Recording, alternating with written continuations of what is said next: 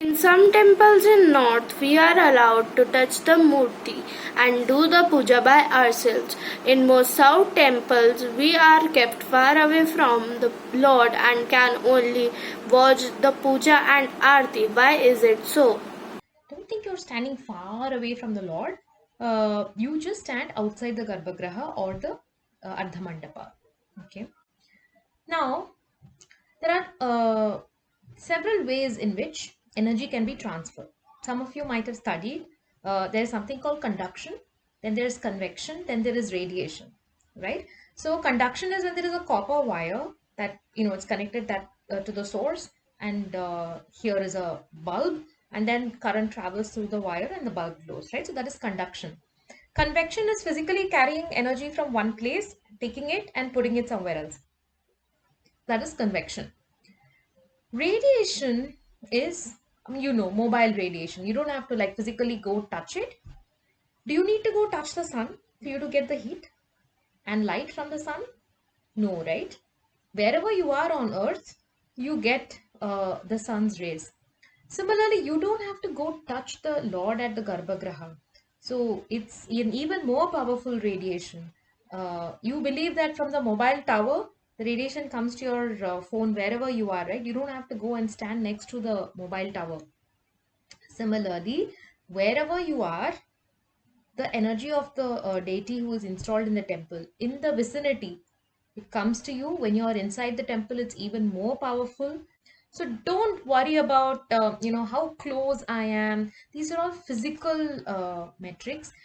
Now appreciate what is the energy that is there in the Garbhagraha and how that energy is present there. And Acharya has to go through a lot of yogic processes, a lot of mantra, japa, there is a lot of bhavana to go to the highest level of tattva and bring the deity there. It's a hugely scientific process. I'm saying scientific just to denote that there is a lot of depth and complexity and an art in it. It's not only what we can see, it is something beyond what we can see.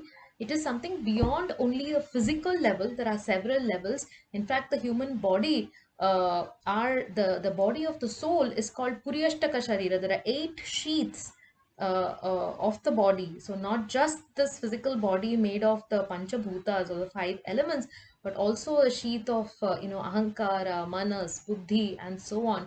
And then lots of other things. So there are things beyond what we can see, and this system existed all over India because of a lot of invasions and things like that.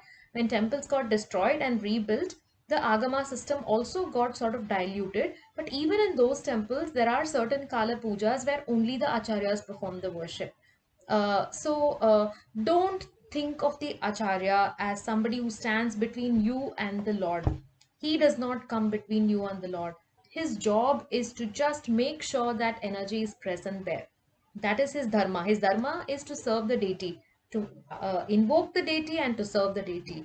And your presence there, you don't go there for worship. In our tradition, we say we only go for darshan. As long as you can go there and look, you look and the Lord looks at you. That's all. In fact, during Utsava, a very special process called Sambhavi Diksha happens, and the Lord comes out just by his presence. Everybody in that area gets initiated and energized. Okay, so look beyond what we can see, and don't think of the acharya. They are in every tradition, the acharyas are really special servants of the Lord who've dedicated their whole lives to serve the Lord. There are thousands of temples. We only see a few large temples here and there, right? That's all we go to. There are thousands of temples in nooks and crannies in so many far-flung villages all over the country, where the only person there every day is the priest, and he brings food from his own house to do nevedya to the Lord, just so that that divinity exists in that place that has been invoked, because it is his dharma. Okay, so his dharma is to make sure that sanidhya, or the presence of the Lord, exists for all of us, for our benefit. And for us, You don't have to go touch fire. You need the warmth and the light of the fire, right? Will you go put your hand into it? No. So that's the logic. In fact, the Agamas call the Acharya as Charalinga.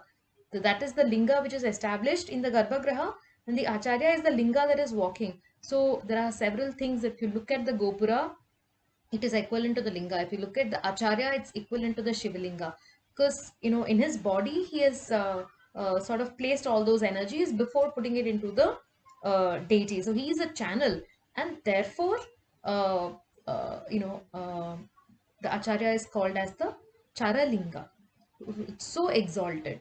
Okay, so that's a slightly long answer, but just wanted you to be clear about uh, why we stand outside. It's not to create distance. Okay, it is because that energy requires that it is handled in that way.